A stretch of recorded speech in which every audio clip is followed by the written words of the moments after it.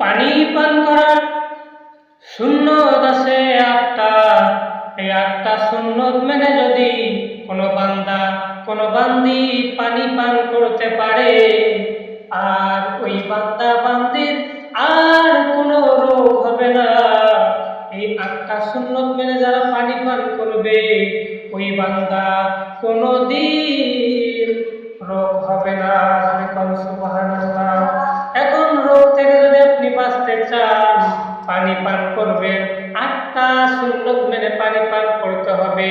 তার প্রথম নাম্বার হলো, যখন আপনি পানি পান করবেন তখন আপনাকে বিসমিল্লাহির রহমানির রহিম বিসমিল্লাহ পাঠ করতে হবে।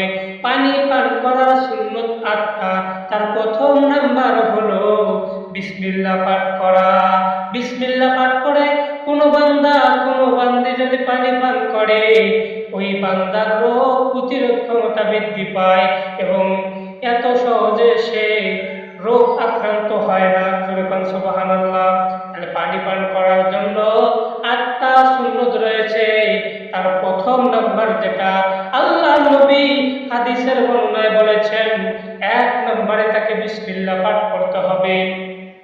2 নম্বর পানি পান করার সুন্নত হলো ডান হাতে পানি পান করতে হবে।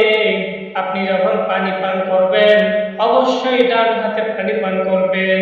দুনিয়ার জীবনে আমরা দেখি অনেকেই বাম হাতে পানি পান করে, আর বাম হাতে পানি পান করে শয়তান। এই শয়তানের অনুসরণ করে যারা পানি পান করবে, তাদের রোগ প্রতিরোধ ক্ষমতা বাড়বে।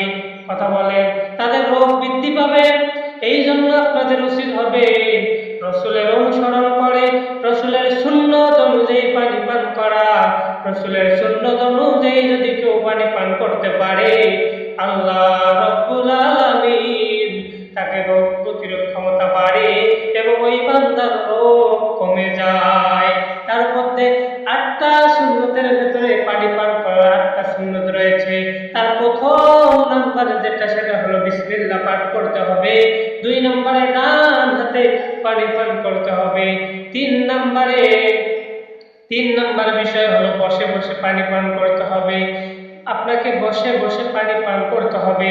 দাঁড়িয়ে পান করলে অনেকগুলো ক্ষতি হবে, এজন্য দাঁড়িয়ে পানি পান করা যাবে না। আপনাকে অবশ্যই বসে বসে পানি পান করতে হবে। 3 নম্বর হলো বসে বসে পানি পান করতে হবে। 4 নম্বর আল্লাহ নবী বলেছেন 3 নিঃশ্বাসে পানি পান করতে হবে, 3 ঢোকে পানি পান করতে হবে।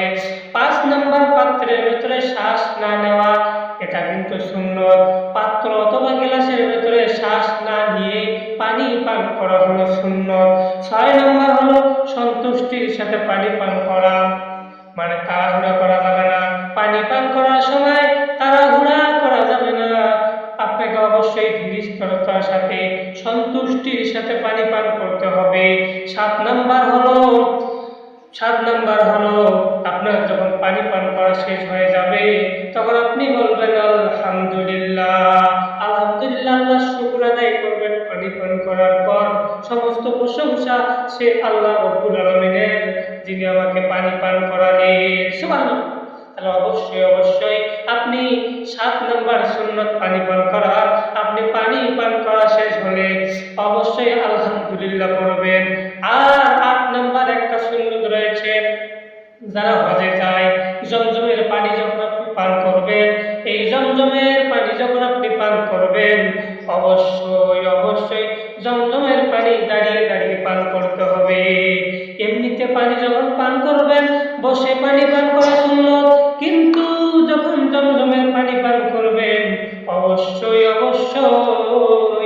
আপনাকে দাঁড়িয়ে পান করা লাগবে। এই 8টা সুন্নত যদি কেউ পানি পান করতে পারে, তার রোগ জীবনে হবে না।